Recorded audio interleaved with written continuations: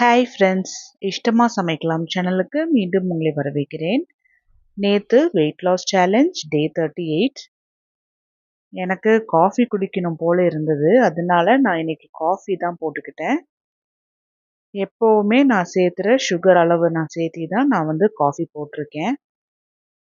இது போல் காஃபி குடிக்கணும்னு தோணும் போது நம்ம குடிக்கல அப்படின்னா அந்த நாள் ஃபுல்லாகவுமே காஃபி குடிக்கலை அப்படிங்கிற தாட் இருந்துக்கிட்டே இருக்கும். காலையில குடிக்கலினாலும் எப்படியாச்சும் அந்த குடிச்சே ஆகணும் அப்படிங்கிற மாதிரி தான் தோணிட்டு இருக்கும். அதனால நான் காலையிலேயே காஃபி போட்டு குடிச்சுக்கிட்டேன். பிரெட் வாங்கிட்டு வந்தனால எனக்கு காஃபி குடிக்க தோணிச்சா என்னன்னு தெரியல. நான் வாங்கிட்டு வந்ததுமே பார்த்தீங்கன்னா வீட் பிரெட் தான் வாங்கிட்டு வந்திருக்கேன். இதில் ஒரே ஒரு ஸ்லைஸ் தான் நான் எடுத்துட்டு நான் குடிக்கிறேன். ஸோ என்னோட கிரேவிங்ஸ் இப்போவே சாட்டிஸ்ஃபை ஆயிடுச்சு. ஸோ எனக்கு அது சாப்பிடணும் அப்படிங்கிற தாட் எனக்கு இருக்காது. காலையில காஃபி குடிச்சிட்டோம். அதனால இன்னைக்கு நம்ம சீட் நாள் பண்ணிடலாம் அப்படின்னு தாட் நம்மளுக்கு இருக்கக்கூடாது. காலையில காஃபி குடிச்சோமா அதோட முடிச்சிடணும். அதுக்கப்புறம் நம்ம எப்பவும் போல நம்மளோட டயட் ரொட்டீனை நம்ம ஸ்டார்ட் பண்ணி அதுதான் நான் செஞ்சுட்டு இருக்கணும்.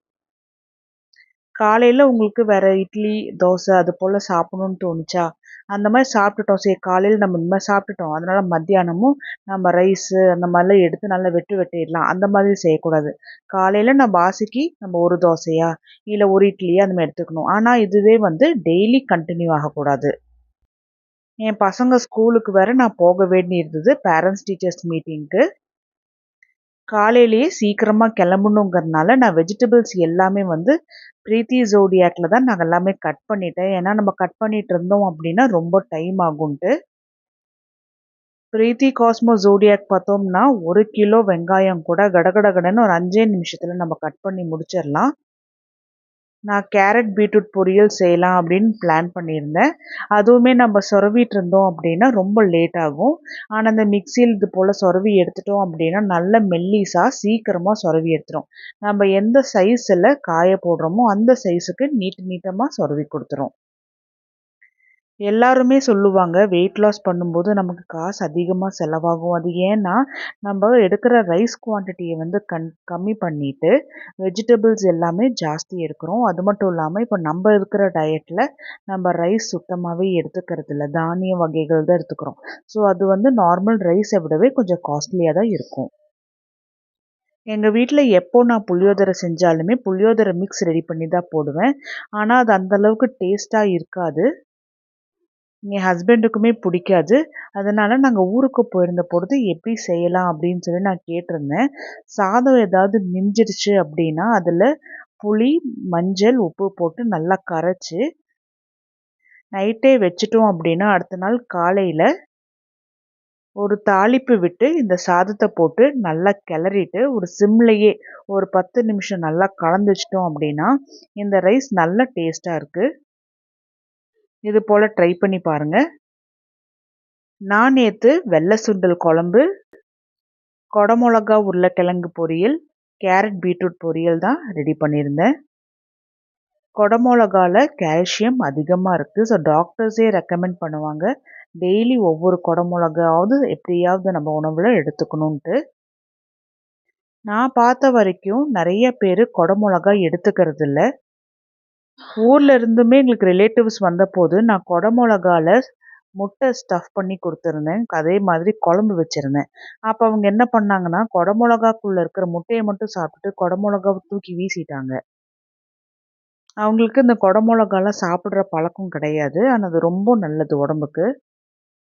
நேற்று மத்தியானத்துக்கு நான் தினை அரிசி சாதம், வெள்ளைச்சன்னா குழம்பு, உருளைக்கிழங்கு கேப்சிகம் போட்டு ஒரு பொரியல், பீட்ரூட் கேரட் போட்டு ஒரு பொரியல்.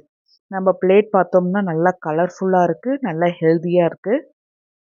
இது போல் சாப்பிட்டோம் அப்படின்னா நல்ல ஸ்டொமக் ஃபில்லிங்காகவும் இருக்கும், வெயிட்டும் போடாது.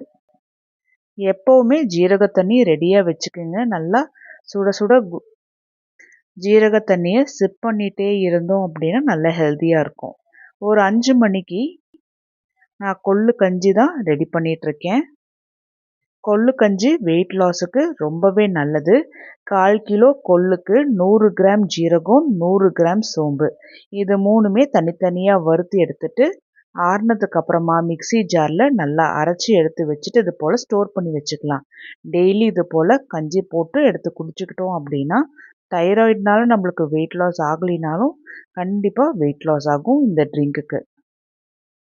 அதே போல் தைராய்டு இருக்கிறவங்க முடிஞ்ச அளவுக்கு டேபிள் சால்ட் யூஸ் பண்ணுறதை தவிர்த்துட்டு கல்லுப்பு யூஸ் பண்ணலாம். பிங்க் சால்ட் உங்களால் யூஸ் பண்ண முடிஞ்சால் யூஸ் பண்ணிக்கலாம். நார்மலாக நம்ம கல்லுப்பை விட பிங்க் சால்ட் ரேட் ஜாஸ்தியாக தான் கிடைக்குது. நான் முடிஞ்ச அளவுக்கு கல்லுப்பு தான் யூஸ் பண்ணுவேன். காய் எல்லாமே குக் பண்ண ஆரம்பிக்கும் போது கல்லுப்பு போட்டு குக் பண்ணுவேன். கடைசியில் உப்பெல்லாம் சரியா இருக்கான்னு செக் பண்ணி பார்ப்போம்.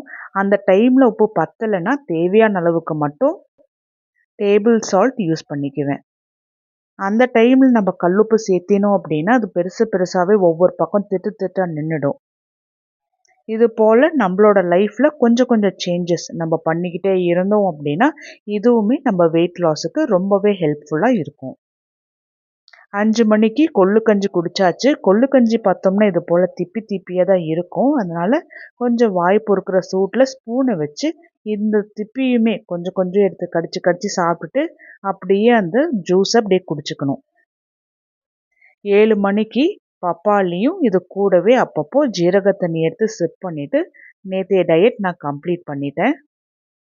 பப்பாளி சாப்பிட்டதுக்கப்புறம் என்ன பசிச்சாலுமே ஜீரக தண்ணி மட்டும்தான் நம்ம குடிக்கணும்.